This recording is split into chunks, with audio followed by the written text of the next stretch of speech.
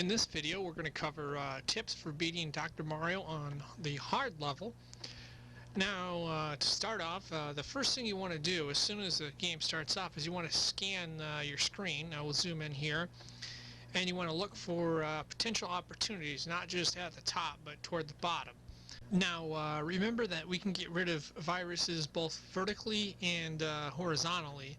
Uh, Typically, when you play, your mindset can be, okay, I can see the vertical ones, but sometimes you don't see the horizontal ones, like this red one, for example, right here, this other red one right here, this yellow one could be done either way. But typically before you start, or while you start, when you have this extra second or two, you want to scan the jar and try to figure out different ways you can get rid of the viruses. Now let's go ahead and get the game started here.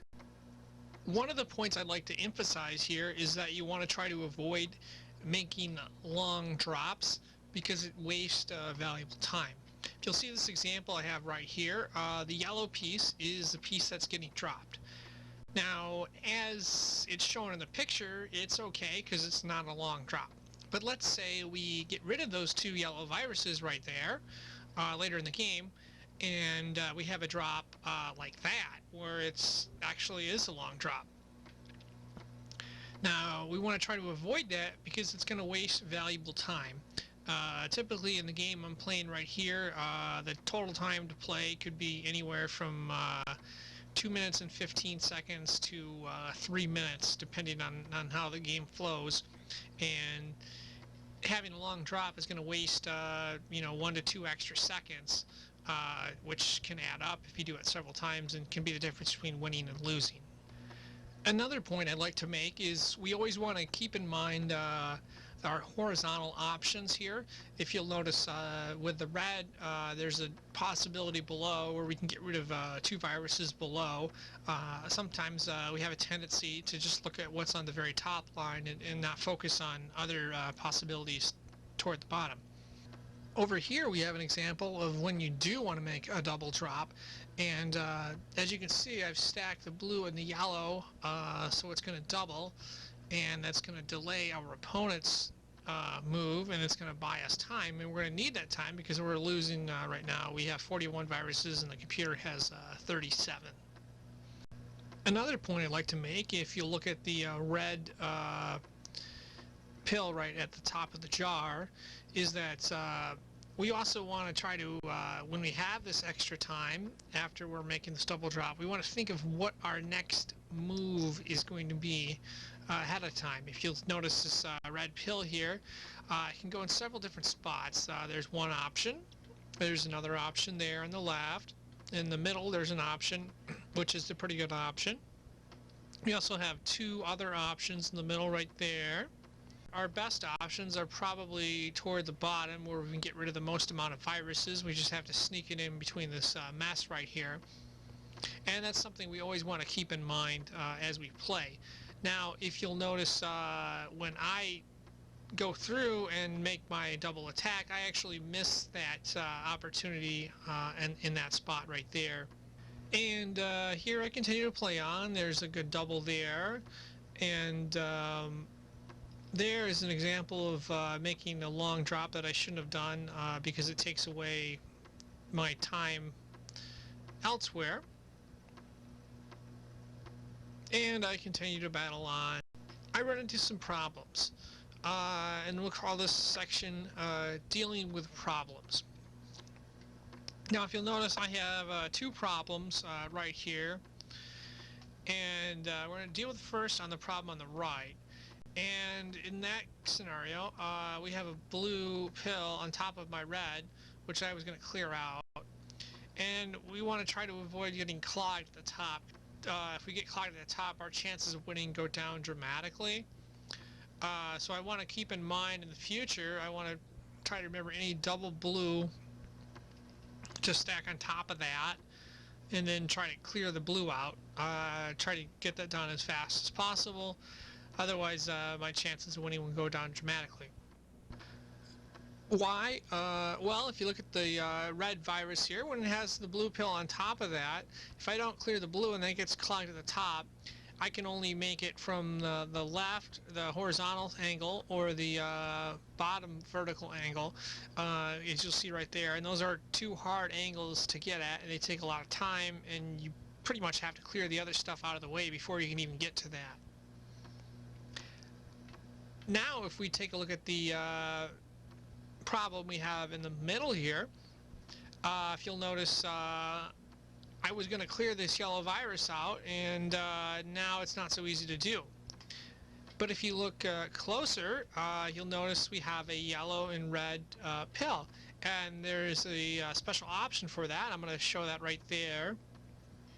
If we do that option right there, it's going to get rid of the yellow, and as a bonus, that red is going to drop down in the space right here, and if you'll notice, that would create a double attack or an attack, so our computer's opponent will get jammed if we decide to go that route. But that's one of the things you have to try to watch out for when you have extra time.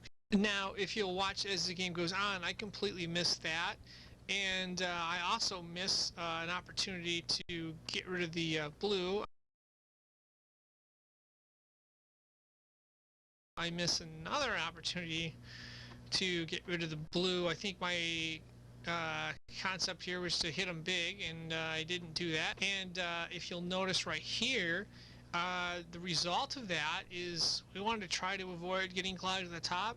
Well, because I didn't take care of the blue, I ended up getting clogged at the top, and that's going to make it much more difficult to win the game. As you can see, I'm losing 25-17 at the point right there. The computer only has 17 viruses left to go. Now, one of the things I have going for me here is what I like to do is set up a lot of multiple attack things where it buys time and clogs up the computer.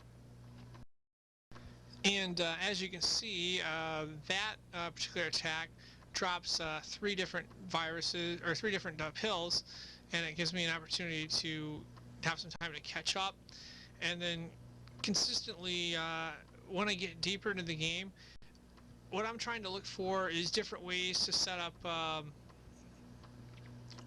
those double attacks where it drops the 2 viruses on my opponent.